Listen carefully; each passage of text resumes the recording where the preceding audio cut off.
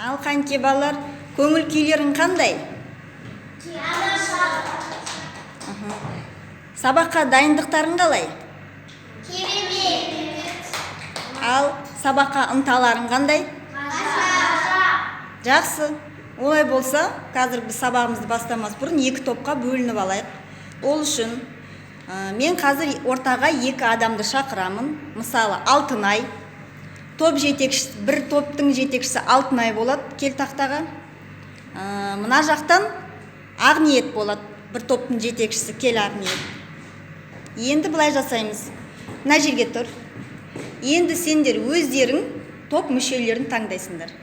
Таңда, өзіңе бір топ мүшені таңда. Ақнұр. Ақнұр дейді, кел Ақнұр. Неге сен Ақнұрды таңдадың? Неге таңдадың Ақнұрды?